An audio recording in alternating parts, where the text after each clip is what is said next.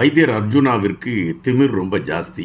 அதன் காரணமாகத்தான் பல பிரச்சனைகளை இந்த மனிதர் தினமும் சந்தித்து கொண்டிருக்கின்றார். ஆனாலும் அவருடைய திமிர் குறைந்ததாக இல்லை. தொடர்ச்சியாகவே தன்னுடைய திமிர்த்தனத்தால் தான் வைத்தியர் அர்ஜுனா இப்படிப்பட்ட பிரச்சனைகளை சந்தித்து கொண்டிருக்கிறார் என்பதுதான் பரவலாக பேசப்படுகின்ற ஒரு வார்த்தை. உண்மையிலே வைத்தியர் அர்ஜுனாவிற்கு திமிர் இருக்கிறதா? அவர் திமிர்த்தனத்தோடு பேசுகின்ற காரணத்தினால்தான் இதுபோன்ற பல சிக்கல்கள் எழும்புகிறதா என்கின்ற கேள்வி எழும்புகின்றன. அப்படி என்ன பிரச்சனை இப்பொழுது எழும்பியிருக்கிறது என்பதை வைத்து பார்க்கின்ற பொழுது, இலங்கையின் சிஐடி பிரிவினர் அதன் தலைவர் வைத்தியர் அர்ஜுனா அவர்களை விசாரணைக்கென்று 13ஆம் தேதி அழைத்திருக்கிறார். அப்படி வைத்தியர் அர்ஜுனா அவர்கள் என்ன தவறை செய்தார், எதற்காக அந்த சிஐடி பிரிவை சார்ந்தவர்கள் வைத்தியர் அர்ஜுனா அவர்களை அழைத்திருக்கிறார் என்கின்ற இந்த கதைகளுக்குள் நாம் போகின்ற பொழுதுதான் வைத்தியர் அர்ஜுனா அவர்களுடைய திமிரை குறித்த சில விடயங்களை நாம் பார்க்க வேண்டியதிருக்கின்றது. எனவே காணொலியை கடைசி வரை பாருங்கள். அதுபோல இந்த காணொலியில் நாங்கள் பேசுகின்ற இந்த விடயங்களை நீங்கள் ஆதரித்தால் எங்களுக்கு ஒரு வாழ்த்துக்களை சொல்லுங்கள், அல்லது எங்களுடைய வலையொலிகளை பகிர்ந்தளியுங்கள். அதை தொடர்ச்சியாக நீங்கள் செய்து கொண்டிருக்கிறீர்கள் என்ற எண்ணம் எனக்கு இருக்கிறது. இருந்தாலும் புதிதாக வரக்கூடியவர்கள் எங்களுடைய வலையொலிகளை பகிர்ந்தளித்தால் சிறப்பாக இருக்கும். வைத்தியர் அர்ஜுனாவிடம் ஒரு திமிர் இருக்கிறது. அந்த திமிர் எதனை மையப்படுத்திய திமிர் என்றால் அதை ஒரு நேர்மையின் திமிர் என்று அழைக்கலாம், அல்லது தமிழன் என்கின்ற அடையாளத்தின் திமிர் என்று அழைக்கலாம். அந்த விடயங்கள் தான் வைத்தியர் அர்ஜுனாவை தொடர்ச்சியாக சிக்கலில் மாட்டிக்கிட்டது. பலருக்கு தெரியும் 353 கொள்கலங்களில் என்ன இருந்தது என்றும், அதை இலங்கை ஆட்சியாளர்கள் எப்படி சுங்க இலாகாவை கையில் வைத்து கொண்டு உள்ளே எடுத்தார்கள் என்கின்ற விடயங்கள் பலருக்கு தெரியும். அது தமிழ் தலைவர்கள் பலருக்கு தெரியும். ஆனால் இவர்கள் இதை எடுத்து பேசுவதற்கு அச்சப்படுகின்றார்கள், அல்லது இதை பேசிவிட்டால் சிக்கல் வருமே என்கின்ற அடிப்படையில் அமைதி காத்து விடுகின்றார்கள். ஆனால் வைத்தியர் அர்ஜுனா அவர்கள் நாடாளுமன்றத்தில் பேசுகின்றார். எனக்கு கிடைத்த தகவலின் அடிப்படையில் இதை பேசுகிறேன். ஒருவேளை நான் இதை பேசுவதால் நீங்கள் என்னை அழிப்பதற்கான முயற்சி கூட எடுப்பதற்கான ஒரு களம் அமையும். அதை குறித்து நான் அஞ்சவில்லை. ஆனால் உண்மையை சொல்ல வேண்டும் என்கின்ற வெளிப்பாட்டின் காரணமாக இதை நான் எடுத்து வைக்கிறேன் என்று வைத்தியர் அர்ஜுனா அவர்கள் அந்த 353 கொள்கலன்களிலும் என்ன இருந்தது என்கின்ற விடயத்தை மையப்படுத்திய செய்தியை எடுத்து வைத்தார். இந்த செய்தியை எடுத்து வைத்தவுடன் எதிர்க்கட்சிகளை சார்ந்தவர்கள் அதை குறித்த கருத்துக்களை பதிவிட ஆரம்பித்தார்கள். தற்பொழுது கூட ஒரு குறிப்பிட்ட ஒரு இயக்கத்தை சார்ந்த தலைவர் கூட இதனை மையப்படுத்திய ஒரு கேள்வியை எழுப்பியிருக்கின்றார். இது ஒருபுறம் நடந்து கொண்டிருக்கக்கூடிய சூழலில் வைத்தியர் அர்ஜுனா அவர்களை சிஐடி பிரிவினர் அவரிடம் விசாரணை நடத்த வேண்டும் என்ற அழைப்பை கொடுத்திருக்கின்றார்கள். எதற்காக இந்த அழைப்பு என்கின்ற பொழுதுதான் வைத்தியர் அர்ஜுனாவுடைய திமிர் நமக்கு முன் வந்து நிற்கின்றது. தமிழன் என்கின்ற திமிரில், அல்லது தமிழன் என்கின்ற அந்த தைரியத்தில் வைத்தியர் அர்ஜுனா அவர்கள் எடுத்து வைக்கக்கூடிய ஒவ்வொரு கருத்துகளும் அதிர்வலைகளை ஏற்படுத்தி கொண்டிருக்கின்றது என்பதை விட ஆட்சியாளர்களை கையை பிசைய வைத்து கொண்டு இருக்கிறது என்பதுதான் நிஜம். நாளை இந்த மனிதன் எதை பேசுவான் என்கின்ற யோசிப்பிலே இன்றைய இரவை கழிக்க வேண்டிய ஒரு நிலைமைக்கு ஆளும் கட்சியை சார்ந்தவர்கள் சென்றிருக்கிறார்கள் என்பதுதான் நிஜம். இப்பொழுது எதற்காக சிஐடி பிரிவினர் வைத்தியர் அர்ஜுனா அவர்களை அழைத்திருக்கிறார்கள்? நீங்கள் பாராளுமன்றத்தில் பேசிய விடயத்தை மையப்படுத்தி விசாரணை செய்வதற்காக அழைக்கிறோம் என்று குறிப்பிடுகின்றார்கள். உடனடியாக வைத்தியர் அர்ஜுனா அவர்கள் அந்த சிஐடி பிரிவின் தலைவருக்கு அவர் தொலைபேசி எடுத்து பேசுகின்றார். அப்படி பேசுகின்ற பொழுது கேட்கின்றார், பாராளுமன்றத்தில் பேசக்கூடிய எந்த விடயத்தையும் மையப்படுத்தி அவர் மீது நடவடிக்கை எடுப்பதற்கு எந்த சட்டமும் இல்லை. நீங்கள் சட்டத்தில் ஒரு குறிப்பிட்ட சட்டத்தை பார்ப்பீர்கள் என்றால், பாராளுமன்றத்தில் பேசக்கூடிய எந்த கருத்துகளையும் மையப்படுத்தி எந்த அரசு நிறுவனங்களோ அரசு சார்ந்தவர்களோ நடவடிக்கை எடுப்பதற்கான களம் இல்லை என்று குறிப்பிடப்பட்டிருக்கிறது. அப்படி இருக்கக்கூடிய சூழலில் நீங்கள் எதற்காக என்னை அழைத்து நீங்கள் விசாரணைக்கு வாருங்கள் என்று கோரியிருக்கிறீர்கள் என்று வைத்தியர் அர்ஜுனா கேட்கிறார். கேட்டவுடன் அந்த சிஐடி பிரிவின் தலைவர் குறிப்பிடுகின்றால், நீங்கள் பேசிய கருத்து, நாடாளுமன்றத்தில் நீங்கள் பேசிய கருத்து அது சமூக வலைதளங்களில் வெளியே வந்துவிட்டது. அப்படி வெளியே வந்திருக்கக்கூடிய காரணத்தினால் அதனை மையப்படுத்தி உங்களை நாங்கள் விசாரிக்க வேண்டும் என்கின்றார்கள்.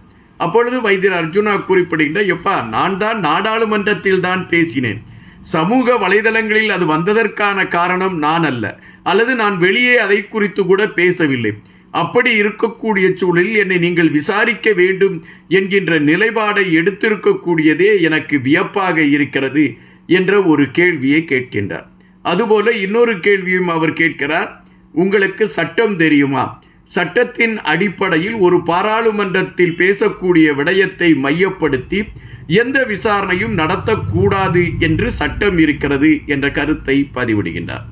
உடனடியாக அந்த காவல்துறையின் உயர் அதிகாரி, இல்லை, நாங்கள் உங்களை குறித்து பல உண்மைகள், அதாவது நீங்கள் சொன்னிய அந்த நிகழ்வை குறித்து பல உண்மைகள் எங்களுக்கு தெரிய வேண்டும், அதனால் உங்களை அழைத்து விசாரிக்க வேண்டும் என்று முடிவெடுத்திருக்கின்றோம், இது ஒரு விசாரணை தான் என்று அவர்கள் குறிப்பிட்டிருக்கின்றார்கள். தற்பொழுது இந்த விசாரணையை மையப்படுத்தி வைத்தியர் அர்ஜுனா அவர்கள் பல கருத்துகளையும் பதிவிட்டு கொண்டிருக்கின்றார். இங்கு ஒரு விடயத்தை தான் நாம் பார்க்க வேண்டியிருக்கின்றது. அரசியல் சட்டம் என்ன கூறுகிறது? அரசியல் சட்டத்தின் அடிப்படையில் நாடாளுமன்றத்தில் பேசப்படுகின்ற அந்த வார்த்தைகளுக்கு நாடாளுமன்றம் தான் பொறுப்பு. நாடாளுமன்றத்திற்கான ஒரு குழு இருக்கிறது, அது நிர்வாக குழு. அந்த நிர்வாக குழு நாடாளுமன்றத்தை குந்தகம் விளைவிக்கக்கூடிய அளவில் பேசியிருக்கிறார்கள் என்கின்ற நிலைப்பாடு வருகின்ற பொழுது அந்த நாடாளுமன்ற உறுப்பினருடைய பதவியை பறிக்கலாம், அவர் மீது நடவடிக்கை எடுப்பதற்கான களத்தை அந்த நிர்வாக குழு கூடி முடிவு செய்யும். இதுதான் நாடாளுமன்றத்திற்கான ஒரு சட்டம். இதைத்தான் கடைபிடிக்கப்பட வேண்டும் என்பதுதான் அரசியல் சாசனம். ஆனால் இப்பொழுது வைத்தியர் அர்ஜுனா அவர்கள் நாடாளுமன்றத்தில் பேசிய விடயத்திற்கு சிஐடி பிரிவினர் அழைத்து விசாரிக்கிறார்கள் என்றால் அப்பட்டமாக ஒரு சட்டமீறல் இங்கு அரங்கேறி இருக்கிறது என்பதை நாம் பதிவு செய்ய வேண்டியதாக இருக்கின்றது. வைத்தியர் அர்ஜுனா அவர்களை சிஐடி பிரிவின் தலைவர் விசாரணைக்காக அழைத்திருக்கிறார் என்கின்ற செய்தி பரவத் தொடங்கியவுடன் பல சமூக ஊடகங்களில் ஒரு செய்தி பரவலாக பேச ஆரம்பித்து விட்டார்கள். வைத்தியர் அர்ஜுனாவுடைய பதவியை பறிப்பதற்கான ஒரு சூழல் அமைந்து விட்டதா? வைத்தியர் அர்ஜுனாவுடைய பதவிக்கு, அதாவது நாடாளுமன்ற உறுப்பினர் பதவிக்கு சிக்கலா? வைத்தியர் அர்ஜுனா நாடாளுமன்ற பதவியை இழக்கிறாரா? இப்படி அவரவர்கள் தங்களுடைய கற்பனை குதிரைகளை ஓட்ட ஆரம்பித்து விட்டார்கள். அது ஒரு பக்கம் ஓடிக்கொண்டு இருக்கிறது. நாம் அதை குறித்து பேசி நேரத்தை விரயம் செய்ய வேண்டாம். ஆனால் தற்பொழுது வைத்தியர் அர்ஜுனா அவர்கள் இதை குறித்து என்ன நிலைப்பாடை எடுத்திருக்கிறார் என்கின்ற பொழுது வைத்தியர் அர்ஜுனா ஒன்றை குறிப்பிடுகின்றார், நான் உயிருக்கு பயந்து அரசியலுக்குள் வரவில்லை. நான் நாளை மரணத்தை சந்திப்பதாக இருந்தாலும் தமிழ் மக்களுக்காக மரணித்து விட்டு போகிறேன் என்கின்ற நிலைப்பாடில் அவர் இருக்கிறார் என்பதை அவர் தெளிவாக சொல்கின்றார். தன்னை சுற்றி இவ்வளவு பிரச்சனைகள் வருகின்றது. 13ஆம் தேதி வைத்தியர் அர்ஜுனாவுடைய வழக்கு ஒன்று வருகின்றது. அந்த வழக்கு வரக்கூடிய அதே நேரத்தில் சிஐடி பிரிவினர் அவரை விசாரணைக்கு அழைக்கின்றார்கள். நீங்கள் விசாரணைக்கு ஒத்துழைப்பு கொடுக்கவில்லை என்றால் உங்களை சட்ட ரீதியாக கைது செய்து நாங்கள் விசாரணை நடத்துவதற்கான களங்கள் எடுக்கப்படும் என்கின்ற மிரட்டலும் கொடுக்கப்படுகின்றது. அப்படி என்றால் வைத்தியர் மீது என்ன கோபம்? வைத்தியர் உண்மைகளை சொல்லிக்கொண்டே வருகிறார். இதை விட்டுவிட்டே நாம் சென்று கொண்டு இருந்தால் நாம் அரசியல் சார்ந்த பல திருட்டுத்தனங்களை செய்வதற்கான ஒரு களத்தை நம்மால் கொண்டு வர முடியாது.